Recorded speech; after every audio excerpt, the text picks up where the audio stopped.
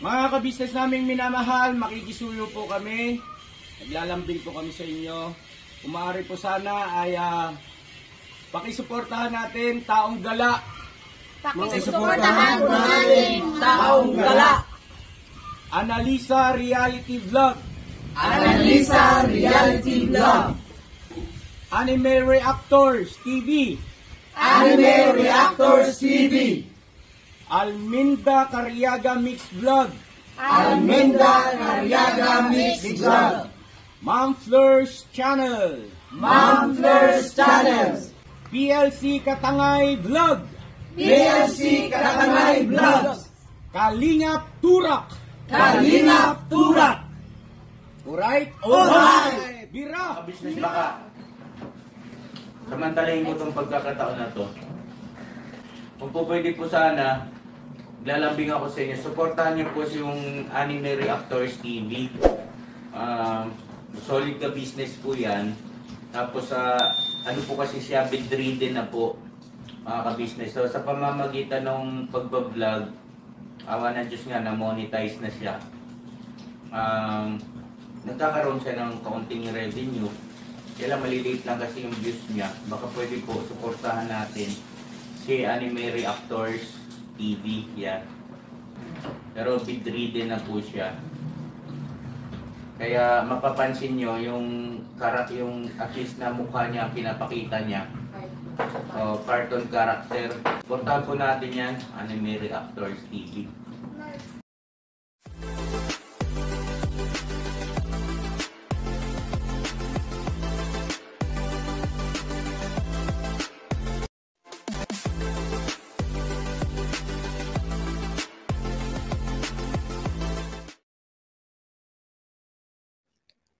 Hello guys, mapagpalang araw po sa ating lahat. Narito pong muli ang inyong lingkod, Anime Reactors TV. At sa mga hindi pa po nakaka-subscribe dyan sa aking munting channel, ay baka pwede naman pong makipindot na po na subscribe button. At makilike and share na rin po ng aking mga video. At patuloy din po natin suportahan ang Mag-amang Ka-Business Official at Papa Dins TV. At ganun din po yung kanilang second YouTube channel na Ka-Business Family, na kung saan ay ang 3M nga po ng Ka-Business Family ang nagbablog dito. Yan, panibagong araw, panibagong reaction ulit tayo guys. At for today's video po ay gawan po natin ng reaction itong naging vlog nito si Papa Dins. Patungkol po dito kay Ate Rose. Kung napanood po natin yung vlog ni Papa Dins patungkol dito kay Ate Rose, ay nakita po natin na ito si Ate Rose po ay isinugod sa ospital. At ang dahilan nga po nito ay yung mga nabasa niyang bad comments ng mga basher patungkol sa kanya. Dahil nga po dito sa vlog ni Papa Dins na kung saan ito si Arvin ay hindi nga daw po umuwi dito kay Ate Rose. At ang mga naging comments dito ng mga basher ni Ate Rose ay itong si Ate Rose nga daw po ay pabayang ina. May nabasa pa nga ako doon na ang sabi ay dapat lang na mangyari ito kay Ate Rose. Dahil nga ito si Ate Rose nga daw po ay isang pabayang ina. Tapos ang sabi pa ng ibang mga basher, wala na daw inaatupag ito si Ate Rose kundi ang pagninegosyo.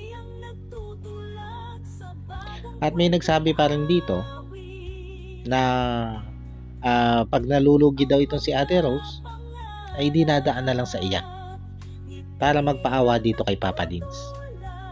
Kumbaga dito sa mga comments na ito ay sobrang hinusgahan ng mga viewers ni Papa Dins, lalo na nga po ito mga basher ni Ate Rose.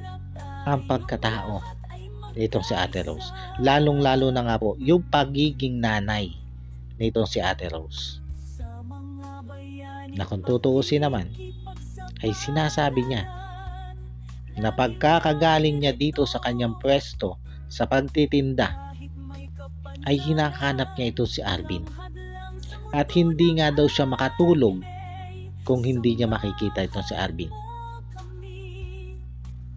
Pero dahil nga ito si Arvin ay tila naging matigas na ang ulo, ay kahit ito'y pagbawalan nito si Ate Rose, kahit ito'y pagsabihan ni Ate Rose, ay hindi na ito makinig sa kanya.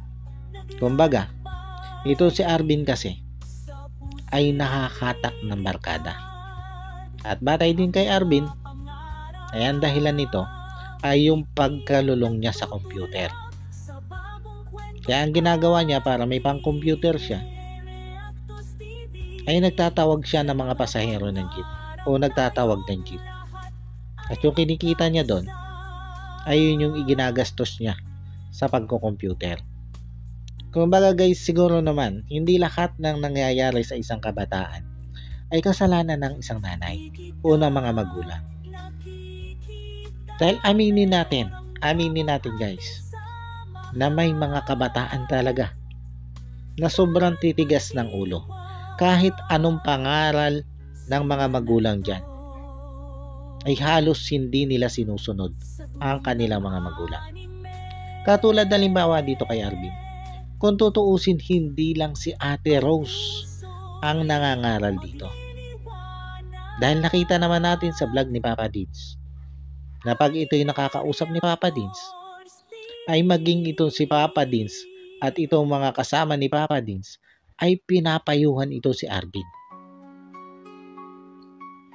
Pero kahit anong payo dito nila Papa Dins at nila Ate Rose, ay hindi ito nakikinig. At ito nga, ang sabi ni Ate Rose, kahit pagbawalan niya ito si Arvin, ay tumatakas ito pag wala na siya. Hindi naman guys pwedeng ito si Arvin na lang ang babantayan nito si Ate Rose.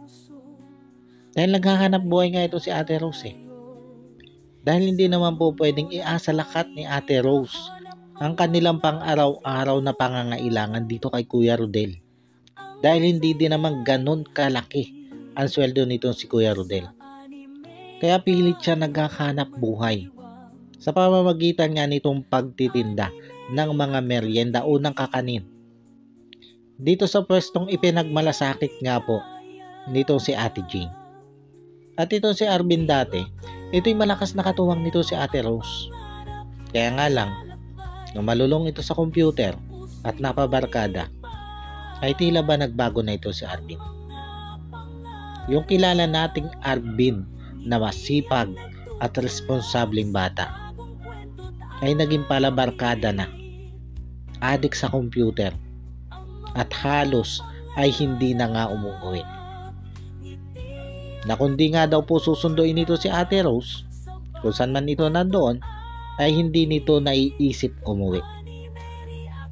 Tapos dahil nga sa napapanood natin sa mga vlog ni Papa Dins, ang nangyayari dito sa pamilya ni Ate Rose, lalong-lalo nga dito sa ginagawa ni Arvin, ay ito na nga po ang naging sagot ng mga basher. Hinusgahan ang pagkatao at ang pagiging nanay nito si Ate Rose. Na kaya nga daw nagkakagano si Arvin ay dahil sa kapabayaan nito si Ate Rose. Dahil nga daw po wala nang inaatupag itong si Ate Rose kundi ang negosyo. Na kung tutuusin, ito namang negosyong ito ay para din sa kinabukasan ng mga anak ni Ate Rose. Alam naman natin guys yan eh. Alam naman natin na kaya naghahanap buhay ng ganyan si Ate Rose ay para maitaguyod niya ang pamilya niya. Para makapag-provide siya ng pangangailangan ng pamilya niya. Kaya paano po natin masasabi na itong si Ate Rose ay isang pabayang ina kung siya'y naghahanap buhay ng para sa mga anak niya, para may maibigay siya na magandang buhay sa mga anak niya? Paano po natin nasasabi na si Ate Rose ay isang pabayang ina? Siguro kung nakikita natin na itong si Ate Rose ay laman ng bingguhan, laman ng tong-itan, laman ng sugalan, at nakatambay lang sa bahay, umaasa lang kay Kuya Rodel, dito siguro natin pwedeng sabihin siya'y isang pabayang ina, siya'y isang irresponsableng nanay. Pero hindi po eh. Nakikita naman po natin kung paano po nagsusumikap itong si Ate Rose. Kahit ilang beses na nga po itong nabigo sa puhunan na ibinigay ni Papa Dins. Kahit ilang beses siya nabigo, pilit niyang ibinabangon yung kanyang simulang negosyo.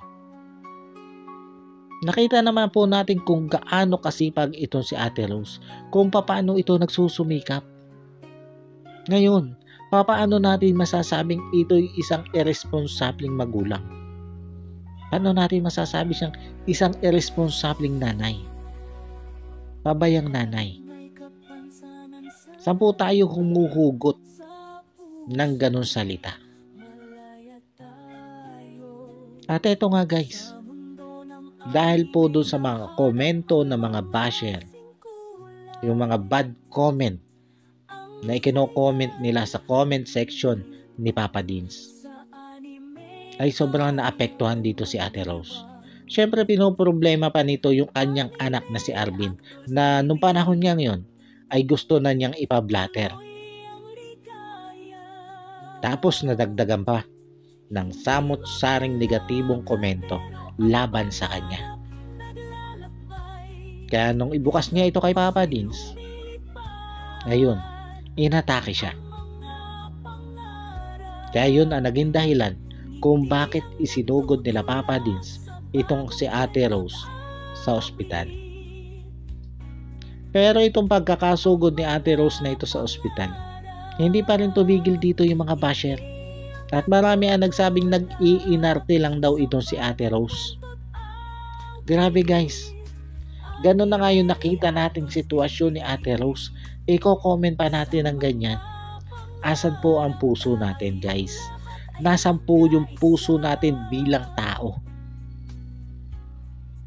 Na ganun na nga yung nakita natin sa kalagayan ni Ate Rose, ay sasabihin pa natin nag-iinarte lang. Paano kung natuluyan yung tao? Na kaya nga siya nagkaganon, kaya nga siya inatake nang dahil sa mga bad comment nyo.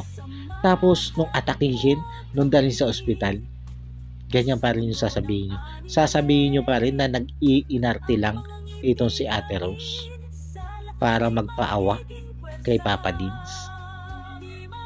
Grabe namang utak ang meron tayo guys sa ginagawa natin yan. Wala ba tayong pang-unawa sa kapwa natin para masabi natin yan? Para ma-comment natin yan? Na sa kabila na nakita natin na si Ate Rose ngay lupay-pay sa loob ng van ni Papa Dins habang dinadala nila ito sa ospital, yan pa yung naging comment natin. Nag-iinarte lang si Ate Rose. Ganyan ba kayo kasasama? Ganyan ba kayo sobrang mapanghusga sa inyong kapwa? Halip na maging comments natin ay pagpapayo dito kay Ate Rose, ang ginagawa natin ay ang nagiging comment nyo ay panghuhusga. Palibhasa kasi wala kayo sa kalagayan ni Ate Rose. Hindi kayo ang nandun sa kalagayan ni Ate Rose, kaya nyo nasasabi yan. Kung si Papa Dins nga na siya ang tumutulong dito kay Ate Rose, hindi sinasabihan ni Papa Dins na ganyan sila Ate Rose. Oo, nakitaan natin ng mga pagkakamali o pagkukulang itong si Ate Rose, pero hindi naman siguro dahilan yun para husga natin siya ng sobra-sobra, para i-down natin yung pagkatao niya. Lahat tayo nagkakamali. Walang perfectong tao, tandaan nyo yan. Pero wag naman po sanang ganon. Wag naman sanang dahil sa nakikita nating mga pagkakamali o pagkukulang ni Ate Rose, ay sobra na po natin siyang idinadown. At parang tila ba wala tayong pakialam kahit ikamatay niya yung mga bad comments na sinasabi natin patungkol sa kanya. Asan po ang konsensya nyo dun guys? Asan po? Talaga ba na ikatutuwa nyo na ganito yung nangyayari kay Ate Rose? na dahil sa comment nyo ay muntik nang napahamak yung tao? Yung ba po ang ikinatutuwa nyo? Yung ba ang ikasasaya nyo? Yung may mapahamak na tao nang dahil sa inyo? Huwag naman po sana tayong ganyan, guys. Kung hindi nyo gusto itong si Ate Rose na ibinablog nito si Papa Dins, huwag na lang po siguro nyong panoorin para hindi na rin po kayo mag-comments ng hindi maganda laban sa kanya. Dahil sa totoo lang po, walang naiitulong na maganda yung mga bad comments yung yan. Sa tingin nyo ba makakatulong yan para kay Ate Rose? Para maituwid niya ng landas itong si Arvin? Kaya doon sa mga basher ni Ate Rose, sana naman po makonsensya kayo. Sana naman po bago nyo husgan itong si Ate Rose, tingnan nyo muna yung sarili nyo. Huwag naman po nating ugaliin na sobra tayong manghusga ng tao. Naaabot na nga sa ikapapahamak ng hinuhusgahan nyo. Makonsensya naman po sana kayo. Buti na nga lang at nitong sunod na vlog nito si Papa Dins patungkol dito kay Ate Rose, ay nakalabas na ito si Ate Rose ng ospital. At sabi nga daw po ng doktor ay ito si Ate Rose ay may nagbabarang ugat sa puso. At bukod doon ay lumalaki din ang puso nito si Ate Rose. At sabi nga daw ng doktor ay delikado itong kalagayang ito ni Ate Rose. Pero bagamat ganon, ay hindi pa rin nagpa-confine ito si Ate Rose dahil ang inaalala niya ay kung papaano yung kanyang mga anak kung siya'y mako-confine. Kumbaga sa kabila ng ganito niyang kalagayan, sa kabila ng delikado niyang kalagayan, ay mga anak pa rin niya ang una niyang iniisip kung papaano yung mga anak niya pag siya'y na-confine. Ganito po karesponsabling magulang o nanay itong si Ate Rose na hindi nakikita ng ibang mga viewers ni Papa Dins na nambabash nga po dito kay Ate Rose. Tapos doon sa mga nagsabi na nag-iinarte lang ito si Ate Rose, ano po masasabi nyo ngayon? Na lumabas na po yung resulta ng pagpapa-ospital niya. Na doktor na ang mismong may sabi na itong si Ate Rose ay may hindi magandang kondisyon sa puso. Nagbabara ang puso nito. At bukod doon, ay lumalaki nga daw po ang puso nito si Ate Rose. Ngayon, masasabi nyo pa rin po ba na nag-iinarte lang ito si Ate Rose? Kaya ito nagkakaganito? Nagpapaawa nga lang ba siya dito kay Papa Dins tulad ng sinasabi nyo? Kaya doon sa mga basher na sobrang magsalita, sana naman po tubuan kayo ng konsensya. Sana naman po maisip nyo na sa ginagawa nyong pambabash na yan ay may pwedeng mapahamak na tao dahil sa sobrang sama ng loob sa mga sinasabi nyo. Tao din lang po yan na nasasaktan sa mga masasakit na salitang ikino-comment nyo. Hindi naman po manhid yan Kaya sana naman po ay tigilan nyo na yung sobrang pagsasalita ng hindi maganda sa kapwa. Dahil hindi po natin alam na baka dyan sa mga sinasabi nyo yan ay may taong mapahamak. Paano guys, hanggang dito na lang muna ulit po. At sana po'y nagustuhan nyo po ang reaction video kong ito. At maraming salamat po sa patuloy pong sumusuporta at walang sawang nanonood sa aking mga video. At sa mga hindi pa po nakaka-subscribe dyan, ay baka naman po pwedeng makipindot na po ng subscribe button at maki-like and share na rin po ng aking mga video. At yun, bago po tayo magtapos ay gusto ko lang po i-shout out ito si Ma'am Nerissa ng New Jersey. Shout out po sa inyo ma'am at maraming salamat po sa patuloy nyo pong pagsuporta at sa walang sawa nyo pong panonood sa aking mga video. At God bless po sa inyo at lagi po kayo mag-iingat yan. At gusto ko din mong i-shoutout itong si MK Inday Okray. Gusto ko din lang po magpasalamat dito dun sa ginawa niyang kanta para sa akin. Thank you po, Madam MK Inday Okray.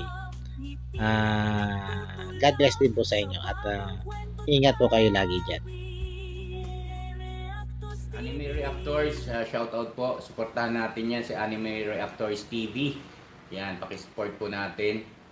Siya po ay isang bedridden na mga ka-business. Check nyo po yung kanyang YouTube channel, Anime Reactors TV. Siya po isang bedridden na, ayan, kahit papano nakakagawa-gawa siya ng mga reaction video patungkol sa ka-business official. Suportahan po natin para kahit papano magkaroon siya ng revenue. May magamit siya sa pambili-bili man lang ng gamot. Ano po mga ka-business. Ayan.